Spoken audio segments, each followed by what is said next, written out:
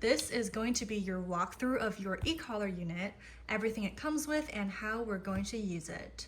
So first and foremost, this is the actual unit that's going on your dog, and I have a red strap, but you're probably going to have a black strap.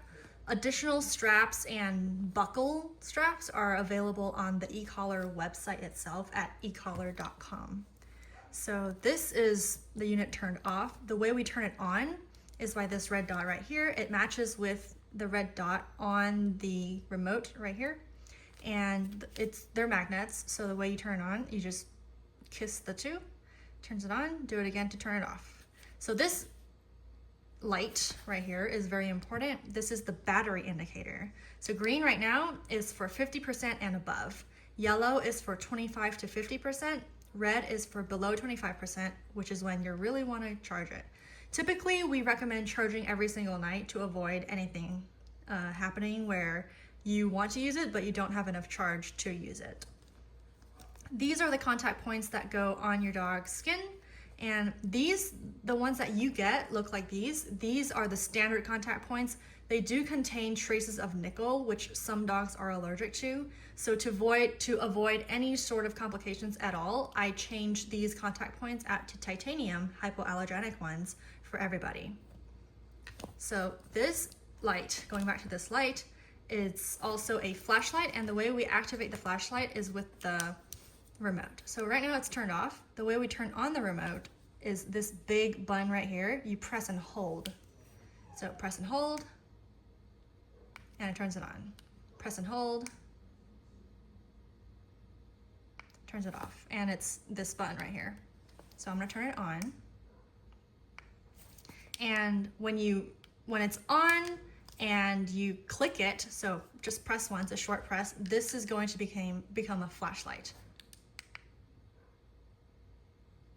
There we go. So you press it once, it becomes a strobe light. You press it again and it becomes a normal flashlight, and you press it again to turn it off. So this is really good for if you walk your dog at night and you want them to kind of have their way illuminated and you don't have to think about it too much. And that's what it's really good for.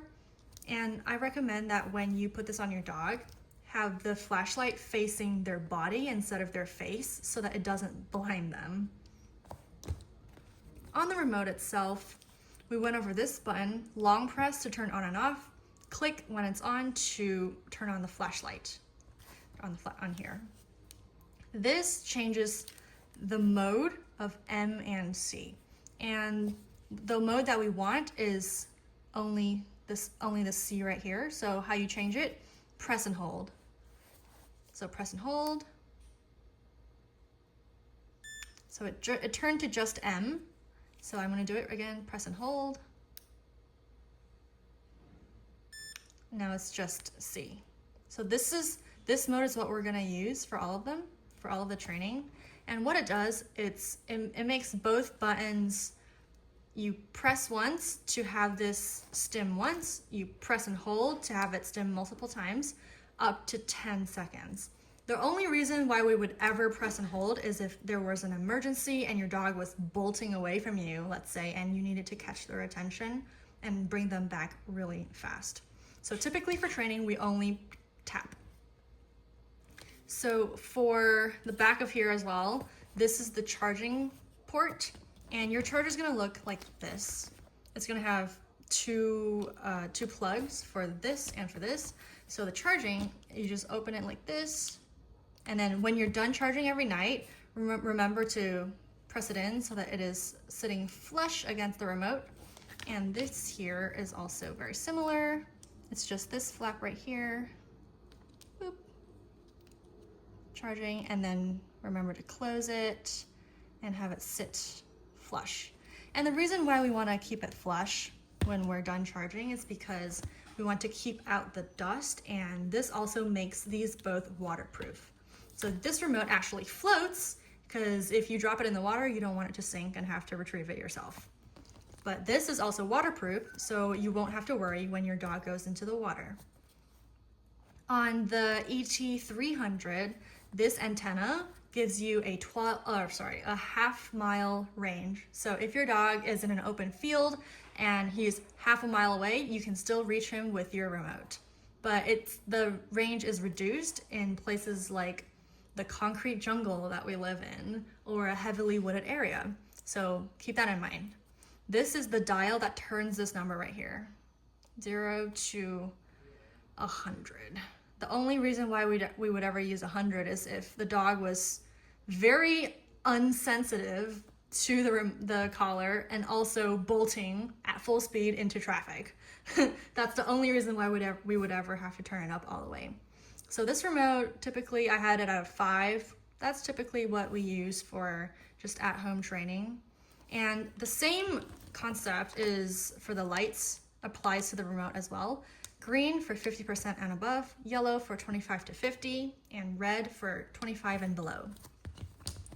Again, these buttons, we're gonna use this one or this one. Typically, if you only have one dog, you're gonna use the black S button, and tapping it will just tap this once, pressing and holding it will make this tap continuously for up to 10 seconds. This button is the test function, which makes your unit vibrate. So mine works a little differently, but for your one dog systems, you only have to tap it once.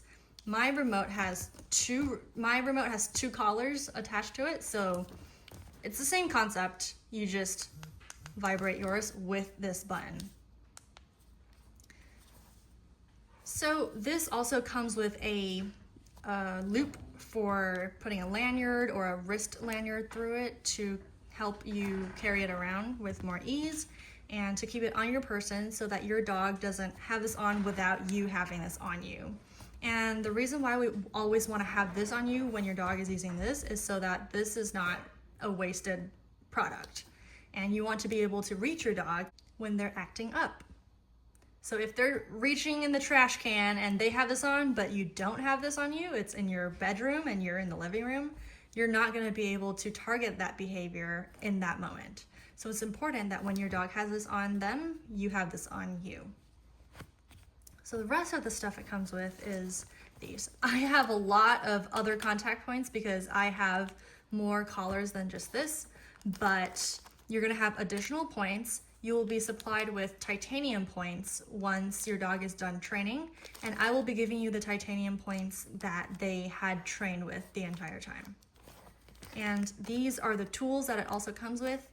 This is a fuse that helps you test whether your collar is working or not. So the way it works, there are 2 holes here that you just put to these and you hold it there and you just press the button. If you can see, it lights up in the middle. It's quite faint, but you can see it working. So that is the fuse. And now this other circle piece is to help you open the case of your remote. And the reason why you would want to open it is so you can either change this to a different color. It just fits in right here, and then you twist to pop it off.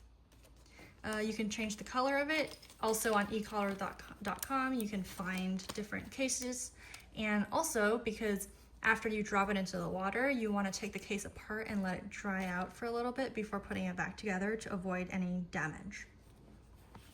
So generally, a good practice is to, first of all, charge it every night, and then in the morning, you can just turn it on and put it on your dog. And we do recommend that you have this on your dog for no more than 8 to 12 hours a day. But as you're having it on them during the day, have this on you so that this isn't just an accessory for your dog. And that way you can pinpoint any behaviors that they're having trouble with, such as jumping or looking in the trash can, things like that. If you know that you're gonna need it on your walks, definitely put it on them for their walks. And give them a break every about 3 to 4 hours, meaning move this to a different area of their neck so that this is not always in one spot all day, every day. So these contact points should only be on the left or right side of their neck and never their spine or their trachea to keep to keep it comfortable, because these work on muscle and not bone. You will also see that you'll have a user's manual that comes with everything, and the user's manual is really great to figure out a lot of technical things. If you forget any of these buttons, what they do, how to use them, you can always refer back to the manual or back to this video. But the manual also has placement and training tips, which I don't recommend looking at because the manual was written by a technician and not a dog trainer. You'll also see a warranty card. You have a 2-year warranty with these, and you can contact them at any point if you have any sort of electrical or mechanical issues, but they do not cover things like your dog chewing it up. Those are things that the owner is fully responsible for, so I don't recommend letting your dog chew up your straps. All right, so let's get into how to test this out on yourself. And it's gonna be really easy. You have a meaty part of your palm right here where you're just gonna put these contact points on, and I would recommend starting at 0. So you have it on 0, you have this on. You can do this on yourself, or you can do this on your friends and family. I'm gonna press the button. Yours is going to be the black S button. So I'm gonna press a button. Obviously I don't feel anything. Turn it up by like 1 or 2, tap it. I don't feel anything. I'm gonna turn it up a few more, tap it. I still don't feel anything. Turn it up a few more. Oh, I feel a little bit there. I feel a little bit there. A couple more. Okay, I feel that. So yeah, try this on yourself, try this on your friends and family. Get comfortable with all of this equipment because this is what your dog is going to be learning on. And another great way to get comfortable with this is to turn to 0. These 4 markers indicate 25 numbers on here. So when you turn it face down and you turn it roughly a quarter way, it's roughly 25. And roughly a quarter way, like that, roughly 50. And then you do it again. That's about right. And then this is on high.